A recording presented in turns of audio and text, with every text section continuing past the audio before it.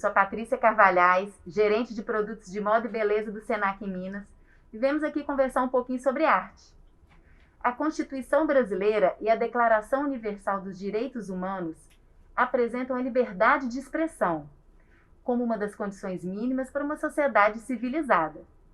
A arte é uma necessidade humana, uma função social e educativa.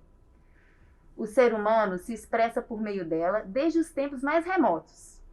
A expressão artística é a forma que o homem encontra para representar o seu meio social. Sabemos que a arte e a cultura são pilares de qualquer sociedade. Assim, através das produções de cinema, teatro, música, literatura, fotografia, artes plásticas, entre outros, são vários tipos de arte. Conseguimos apresentar uma época histórica, um modo de vida de um povo. Um legado para o futuro, além de, claro, ser fonte de entretenimento. E de acordo com a Ana Barbosa, no livro Tópicos Utópicos, abre aspas, acredita-se que a arte não é apenas uma consequência de modificações culturais, porém, um instrumento provocador de tais modificações, fecha aspas. Com isso, a arte adquire novos conceitos em cada tempo, apresentando as modificações na forma do homem de ver e pensar o mundo. A arte de cada cultura e civilização descreve o modo de perceber e sentir os valores que governam os diferentes tipos de relações entre os indivíduos e a sociedade. Assim, a arte nas escolas é uma proposta capaz de provocar mudanças no modo do aluno ver seu meio e nele agir. Nos dias de hoje, a arte é percebida, sentida e escutada em todos os lugares, ou seja, ela é acessível a todos. A arte também é uma forma de resistência. Portanto, a liberdade de expressão é um dos fundamentos da arte de qualidade, aquela duradoura que mexe com a vida das pessoas, que reflete a sociedade e faz a diferença. Toda obra artística reflete a visão do mundo do seu criador. Por isso, a arte serve como uma espécie de testemunho em seu tempo, na medida em que se demonstra um ponto de vista da sociedade. E hoje estamos aqui com o artista mineiro Nilo César Sampaio Lima, mais conhecido como Nilo Zack. Quem conhece as ruas de Belo Horizonte já se deparou com a sua arte. É impossível não ter visto um rosto de um menino palhaço pintado nos muros da cidade. O Nilo é formado em Cinema de Animação de Artes Digitais na Universidade Federal de Minas Gerais, UFMG, e há mais de 10 anos se dedica unicamente à arte visual. Seja bem-vindo e obrigado por aceitar o nosso convite. Eu agradeço a oportunidade de estar aqui. Que bom. Nilo, queria fazer a primeira pergunta, como começou a sua relação com a arte? Começou desde muito novo. O meu pai, ele é pintor letrista, uma profissão quase extinta, que hoje tudo é feito no digital. Então, desde muito novo, eu vi meu pai desenhando, escrevendo nas paredes, né, com pincel. E aí, com 4 anos, eu já tinha fascinação, como toda criança que tem acesso, né, à televisão, a filmes, a imagens. Eu tinha uma fascinação por desenhos animados. Então, com 4 anos, eu já desenhava. E como muito novo, né, não tinha capacidade de copiar aquilo que via, eu acabava criando meus próprios personagens com 4 anos. E hoje eu tenho esses desenhos guardados. Que ótimo. E aí eu fui desenhando mais ou menos dos 4 até os 13 anos. Quando eu fiz uns 12, 13 anos na pré-adolescência, eu estudava numa escola que fica no meu bairro, que é o Taquaril. E aí eu mudei para uma escola ali na região do Santa Efigênia, ali perto do Batalhão Geral da Polícia. E aí eu conheci uma galera que fazia pichação. E aí um menino muito novo, 12, 13 anos, eu associei aquilo que os jovens faziam nas paredes com aquilo que meu pai fazia. A diferença é que meu pai fazia era contratado e que as pessoas faziam, na época e ainda fazem, é uma contravenção. Mas mesmo assim, na época, eu não tendo esse conhecimento, eu comecei a pichar. Aí eu pichei dos 13 até os 17 anos, até os 15 mais ou menos, eu só conhecia a pichação. Uhum. E através da pichação eu conheci o grafite. E o grafite me levou para o mundo da arte, porque se você pesquisar hoje, tem diversos artistas e cada um com seu estilo. E isso caminha muito com o que a gente tem de artes plásticas. Então, tem o romantismo, tem o renascentismo. Então, os grafiteiros, eles têm seus estilos. Depois de estudar todos os estilos de grafite, eu continuei o estudo e aí eu fui para o mundo das artes plásticas. Uhum. Bacana. Tem até uma frase que eu pesquisei para você que você fala que assim, a arte, principalmente a arte urbana, é uma ruptura, né? Ela transcende isso, é uma forma também de você se comunicar. Como é que você acha que a arte urbana pode realmente nos auxiliar no momento que a gente vive? Qual que é a forma de expressão, dentro da liberdade de expressão? Se você pega a história da arte, a arte ela sempre foi elitista. Uhum. Então você pega desde a época, sei lá, dos faraós ou do Império Romano. Então a arte ela foi usada para pautar uma elite e para contar uma história, como você disse, tem várias questões. Mas tirando a questão da arte rupestre, né, que é uma arte intrínseca do ser humano, o cara já tinha que caçar, tinha que fugir do predador, ainda entrava numa caverna para descrever uma história, que depois disso veio a ser alguns rituais religiosos e tal. Uhum. Mas a arte que a gente conhece, no modelo que a gente conhece, ela era uma coisa elitista, até chegar o grafite. Uhum. Quando o grafite chegou, ele quebrou essas barreiras.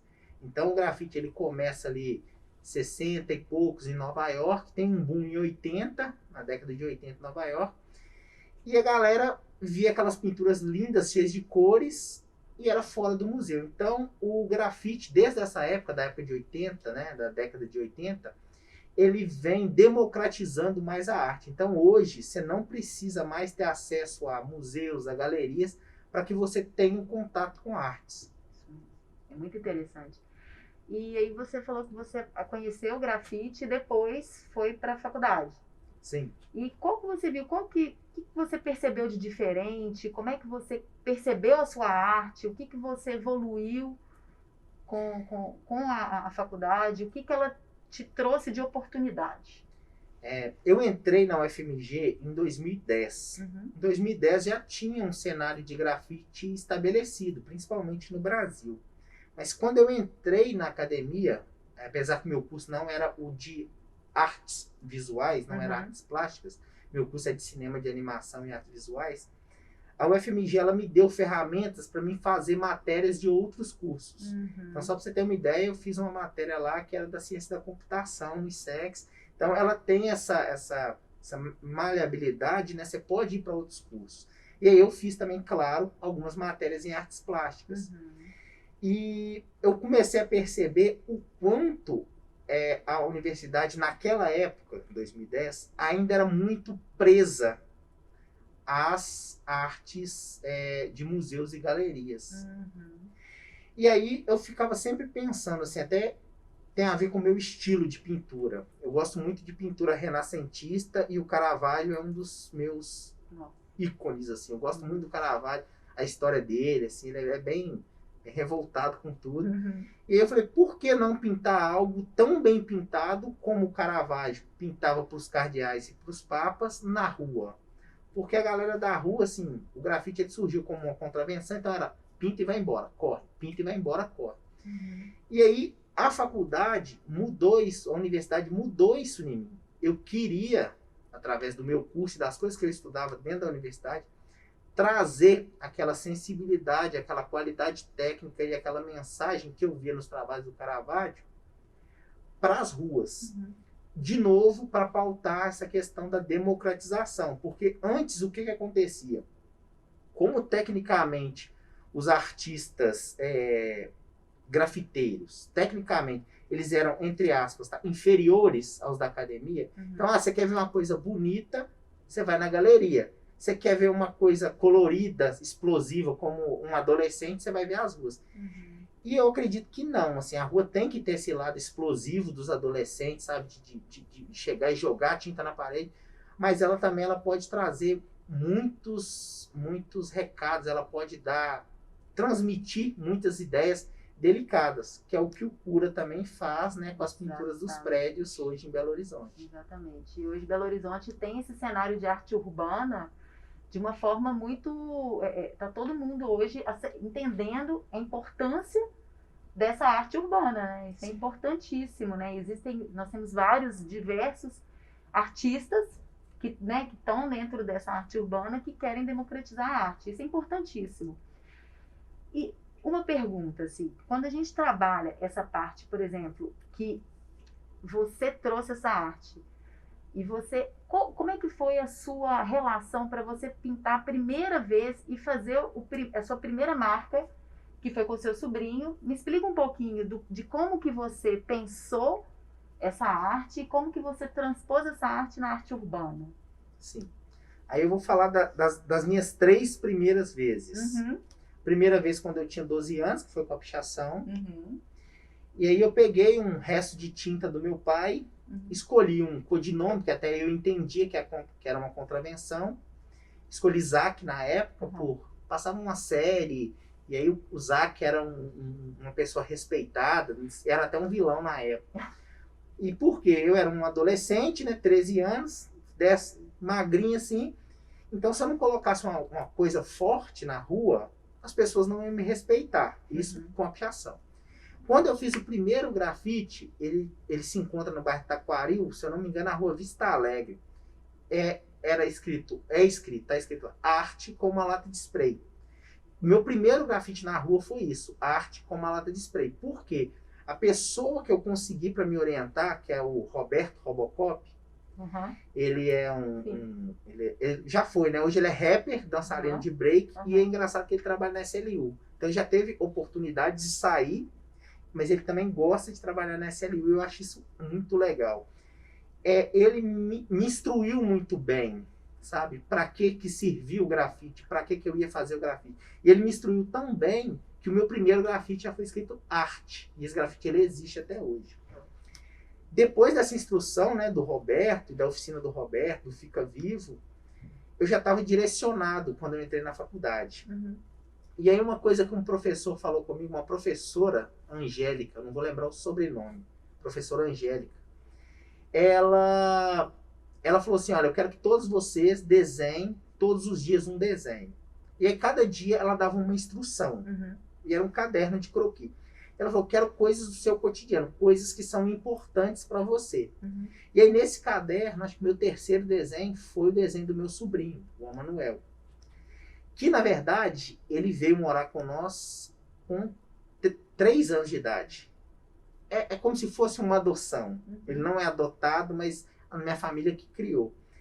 E aí eu comecei a pensar nisso, sabe? Nesse link com a história do Caravaggio. Tem umas questões controversas no Caravaggio, que ele usava prostitutas na hora de pintar o quadro de Maria, mãe de Jesus, e a igreja ficava assim. Mas por quê? O ambiente do Caravaggio, por ser uma pessoa de baixa renda, não fazia parte, né, do clero, não fazia parte da burguesia, ele convivia com bêbados, com prostitutas. Então, na hora de contratar os modelos, ele contratava isso. Vou contratar a fulana, que é minha amiga, que é prostituta, para ser minha Maria. E aí eu comecei a perceber também na universidade como essas questões do cotidiano trazem uma validação maior para a arte. Então, quando eu pinto um moleque que mora comigo, eu consigo captar expressões nele muito melhor que se eu for para um estúdio, contratar 5, 6 modelos infantis e tirar foto. A questão do palhaço em si, ela surgiu por acaso. Por quê? Eu devia ter uns 22 anos, chega uma criança de 3. Eu não tinha nenhum traquejo com criança. Na verdade, eu sempre gostei muito de criança. E aí eu ficava inventando brincadeira, porque eu era um cara que desenhava, mexia no Photoshop e escutava rap. Essa era a minha vida nessa época. E dava aula de grafite. Quando chega criança, tem alguns rap que não dá para escutar com a criança. Sabe? Eu tenho que dar atenção. Então não dá para ficar no Photoshop aqui estudando imagem o tempo todo. E aí eu comecei a criar brincadeiras que eu acreditava ser brincadeira. Então assim, ele detestava que maquiava ele de palhaço. Mas era muito legal, porque quando eu maquiava, ele detestava, ele não ficava quieto. Então por isso que a maquiagem ela é borrada, ela é torta. Mas depois ele incorporava o personagem.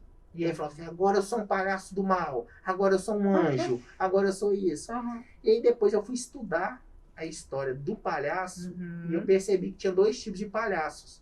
Os clowns e os Uhum. augustos. Uhum. Os augustos eram os palhaços de feira, os palhaços do povo. Uhum. Então ele sempre fazia brincadeira de mau gosto com o rei, com a burguesia. Mas como ele era só um bêbado de praça, não vale a pena. Enquanto o clown, o Pierrot, o bobo da corte, ele tinha que fazer o rei sorrir. E eu comecei a perceber que aquela maquiagem que eu tinha feito no meu sobrinho, até porque eu venho de periferia, eu não tinha tudo comprado e não tinha dinheiro para comprar algo para fazer uma maquiagem de Pierrot. Comprar cristais, lantejoulas e tal.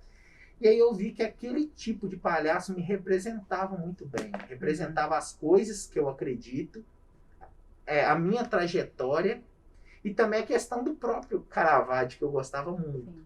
Então, assim, eu incorporei essa maquiagem do Palhaço Augustus no meu trabalho, mas depois que eu já tinha pintado alguns. Ah, entendi. Uhum. Em Belo Horizonte você tem mais de 30. Acredito que até algum tempo atrás, 33. 33, né?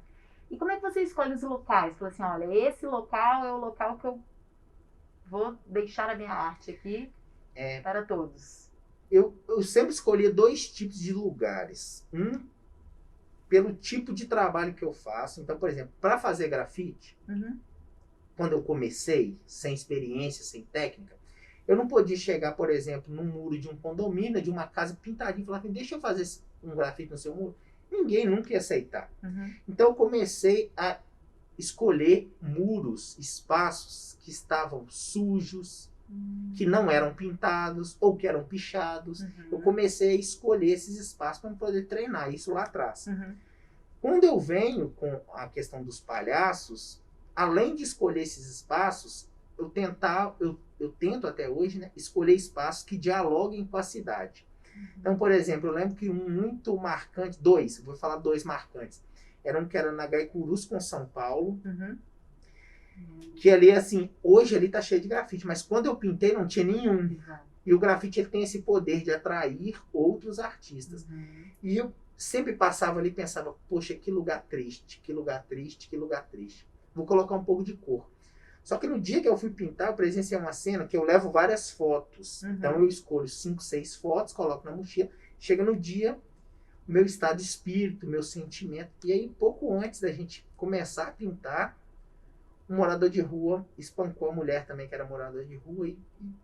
E assim, pra mim acabou meu dia. E eu falei, eu vou pintar um palhaço triste. Então, eu fui para levar alegria, mas quando chegou lá, eu acredito assim, que a energia era tão pesada que ao invés de levar a alegria, a energia me puxou e eu pintei aquele palhaço triste. Mas por incrível que pareça, todo mundo que passava lá falava que sentimento e tal. E na verdade era o que eu estava sentindo. Ali é uma região de muito roubo, muito tráfico, muita prostituição. Então, assim, são questões, né, quando envolve vícios, que você vê a decadência do ser humano. Então não tinha como eu fazer um palhaço feliz, comemorando nada, no meio daquela decadência daquela região. E depois eu escolhi um espaço no Anchieta. Eu sempre frequentei o parque, lá se eu não me engano, chama Julian Rian, não sei se se pronuncia assim.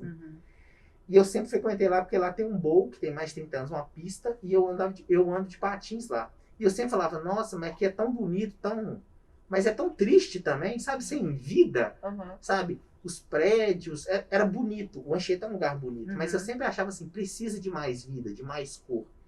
E aí eu escolhi uma casinha da SLU, também sem autorização. Cheguei e pintei. O mais engraçado é que tinha um policial lá de ronda e ele ficou assim olhando e tal, será que pode, será que não pode? Até a primeira pessoa falou, nossa, mas que lindo. E ali eu já pintei um palhaço mais meigo, sabe? Fazendo um rosto mais delicado. Porque assim, é uma região bonita, mas faltava um toque de arte na região. E é muito engraçado que hoje esse grafite não mais existe, do Anchieta. Mas em frente onde ele existia tem um do Alexandre Rato, na rua de trás. Então assim, depois dessa pintura, chama atenção, sabe? O vizinho fala, por que numa casa da SLU, onde a SLU guarda carrinho, vassoura, tem arte e o meu muro não.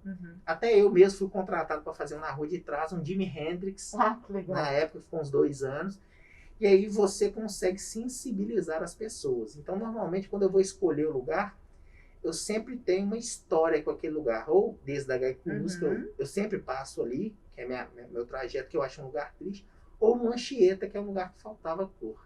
E é interessante que a arte, ela realmente perpassa por todos esses sentimentos e ela retrata aquele sentimento que você está, né, naquele momento que você vai buscar, né, transpor sua arte, né? Sim, isso é muito, sim. muito legal.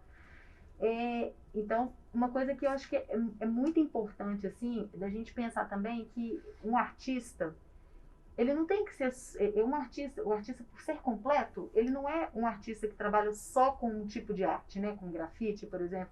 Ele pode trabalhar ele pode atuar em diversas searas, né? Sim. Como é que está a sua relação com isso, além do grafite? Eu queria que você falasse um pouquinho da sua arte em cima disso, da moda. Você trabalhou com o Ronaldo Fraga em uma coleção. Eu queria ver a sua arte também em outras. Fala um pouquinho sobre isso. A questão do artista, quando eu entrei na universidade, era engraçado porque eu já trabalhava com ilustração, com grafite, com tatuagem. Tatuagem eu quase não divulgo. Eu tenho clientes que já tem 15 anos que só tatuam comigo. Mas eu ainda não consigo ver no meu trabalho de tatuagem a qualidade que eu quero. Então eu fico com o pé atrás. Eu sempre quero estudar mais antes de divulgar. Mas há 15 anos eu trabalho com ilustração, com um pouco de design gráfico também, mexendo com CorelDRAW, Photoshop, enfim, com grafite. E quando eu entrei na faculdade, eu vi esse discurso que você falou aí agora, do artista ser multifacetado. E aí eu achei legal, né? Por quê? Porque quando você olha numa questão acadêmica, né, pensando que há 30 anos atrás, 50 anos atrás, quem tinha acesso à academia era só quem tinha dinheiro, é sofisticado você trabalhar com vários materiais.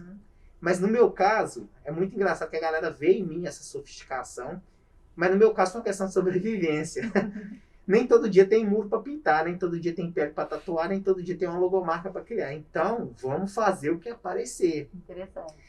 E isso dialoga muito com os primórdios das artes plásticas. Se você pegar o conceito que a gente tem, né, Michelangelo, Donatello, Caravaggio. Caravaggio até que não, que ele era bem limitado, assim. O que ele fazia com excelência, mas ele fazia só aquilo. Mas o próprio Michelangelo, ele trabalhava com uma galera que um queria escultura, outro queria pintura a óleo, outro queria fresco. Então, tipo assim, ele tinha que sobreviver. Então, hoje, quando trazem, né, principalmente o meio acadêmico, trazem para mim, olha como o artista era completo e tal. Parecia que ele era um rei, que ele queria estudar os materiais, mas não era. Era um cara que queria sobreviver, principalmente naquela época, que era muito mais difícil. O cara tinha que fazer a própria tinta, né? Hoje, a gente até entra na internet. Acesso, né? É melhor. Então, assim, para mim sempre foi uma questão de sobrevivência. Então, assim, todos os trabalhos, todo mundo pergunta, qual foi o trabalho que você mais gostou de fazer? Para mim é sempre o último. Mas, por exemplo, tem esse trabalho com o Ronaldo Fraga, que me levou para um patamar que eu não conhecia. E o próprio conceito, meu conceito como artista, na mente das pessoas, ele foi elevado. Porque o Ronaldo Fraga, ele tem um conceito mundial, né? Se eu não me engano, eu li uma matéria uma vez, antes de trabalhar com ele, que ele estava entre os 6 melhores ou mais influentes estilistas do mundo. Então, quando esse cara me chama, eu aceito. Mas eu aceito da mesma forma que eu aceitei todas ali atrás. Falei, eu queria fazer uma coleção com você. Eu falei, é tanto. Por quê? Porque eu sou morador de favela, eu tenho minhas contas para pagar e tal. E aí uma história engraçada é que ele me pediu um orçamento para a fachada da loja. Aí fizemos a coleção, foi no São Paulo Fashion Week. Eu não fui na época porque eu estava cursando lá na UFMG, não tive tempo, né? Era ou ir no São Paulo Fashion Week ou fechar o semestre. Então eu escolhi fechar o semestre, acredito que eu fiz uma boa escolha. Mas aí quando o Ronaldo me pediu um orçamento, e aí eu já tenho valor de metro quadrado e tal, questão de empreender, né? Sim, então, isso é importante, né? Sim. Porque o artista, ele precisa, é o seu trabalho, né? Sim. Então é preciso trabalhar com essa parte do empreendedor. Sim. Dessa área. E aí ele me pediu esse orçamento e eu dei. E o orçamento estava fora do padrão que ele pagava para fazer a fachada, porque alguém fazia a arte, imprimia no plotter e colava o plotter. E tipo, tava dando 10 vezes mais.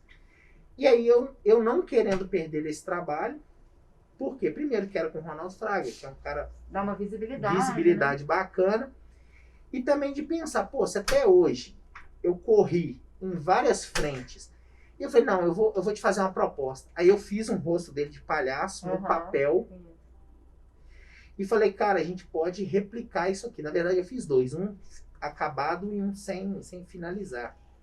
E aí nós replicamos. E aí, naquele dia, eu vi uma outra possibilidade para o grafite que eu não tinha visto em nenhum outro momento.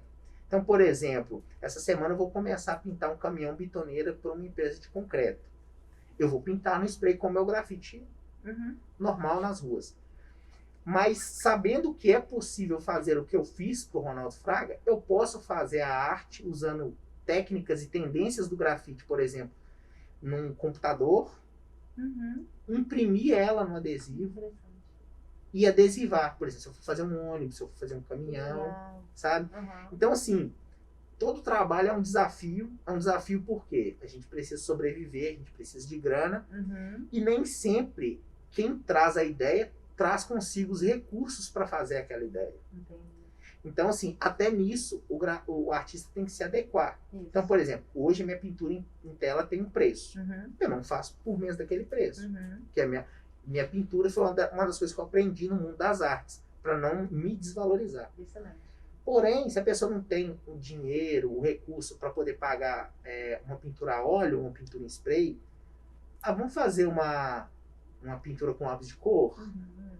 E aí entra de novo, a gente foi lá na frente do Ronaldo e voltou nessa questão da plasticidade do artista, né? Que ele tem que trabalhar com todos os recursos. Primeiro, para ele evoluir como artista, que é uma coisa legal de se pensar, mas principalmente para ele poder sobreviver.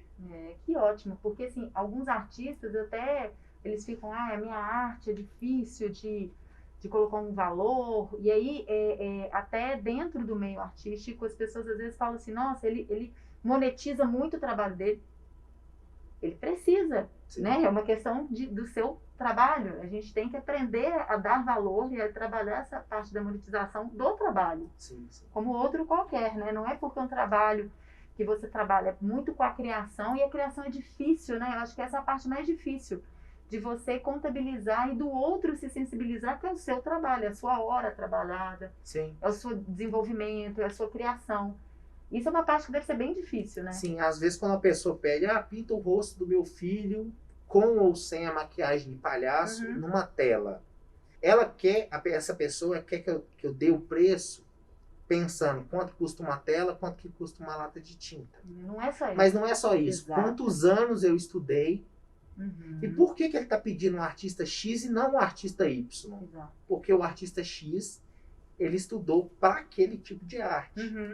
Então, uma das coisas que eu friso muito é nisso.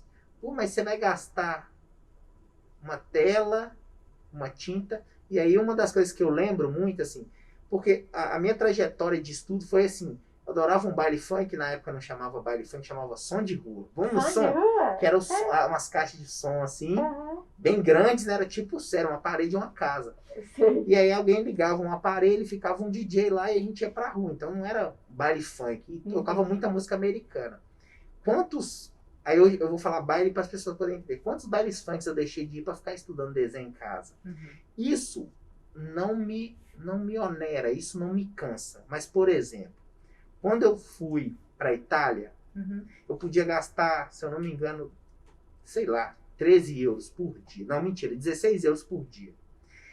Isso contando alimentação e um hostel que eu ia dormir num quarto, dividido lá com 20 pessoas. Aí eu chego no museu, e aí nesse museu tem 6 telas do Caravaggio.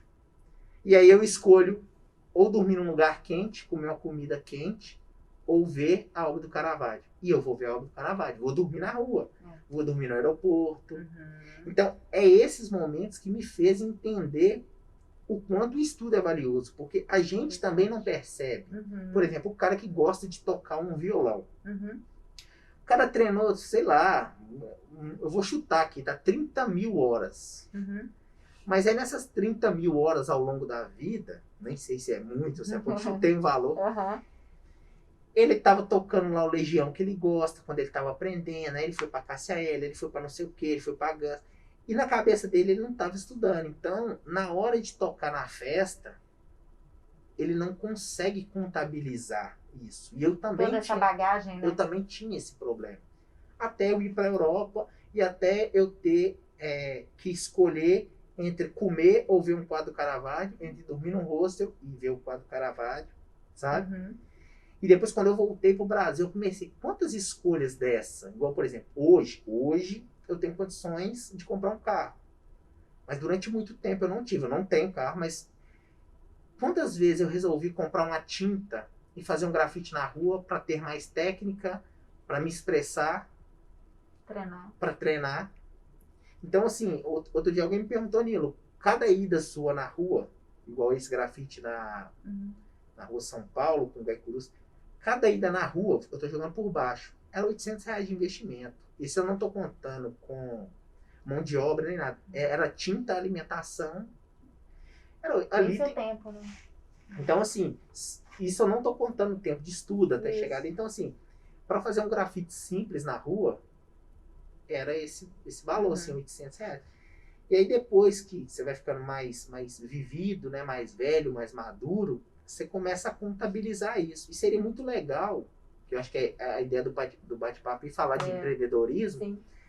é de fazer quem está começando também aprender a contabilizar isso, para quando tiver com 30, 35, 40 anos, não cair a ficha como uma pedra, assim. Então, o que eu vejo também, assim, tem muita gente que já começa querendo contabilizar. Vou gastar tantas horas. Tem o processo de estudo, tem o processo de prática e tem o processo de fazer para ser remunerado. Então, assim, acho que se a pessoa conhecer isso muito bem, ela consegue caminhar bem na arte, ela consegue ser feliz e se sustentar. Bacana.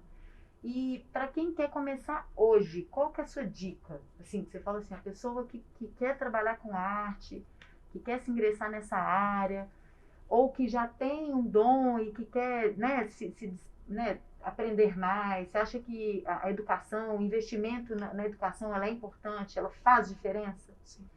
Então, já que você me perguntou, vou fazer um merchan aqui pequenininho. Tem um canal na internet que chama Grafilmes, e dentro desse canal tem um programa que chama Dicas de Grafite. Grafite é Grafiti, que é do jeito italiano de escrever. E lá eu dou várias dicas de pintura. Tipo assim, o que eu demorei 15 anos para aprender, tem lá. Que bacana. Mas lá é um bate-papo de artista para artista. Então, se a pessoa já pegou numa lata de spray, ela vai assistir e ela vai aprender.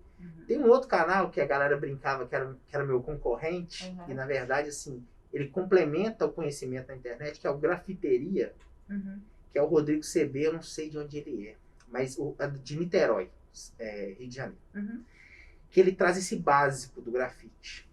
Então, assim, hoje a internet, para quem está começando, é um lugar muito fértil, sabe? Muito fértil. Pra você ter uma ideia, meu primeiro contato com a internet foi em 2005, aquela internet de escada lenta. Depois veio aquele modem com chip horrível. E tinha um site na época que ainda está no ar, que chama grafite.org. Designer não tem nenhum. Você só clica no nome do artista ou na cidade e vê. Mas isso foi tão bom para mim, minhas referências no grafite.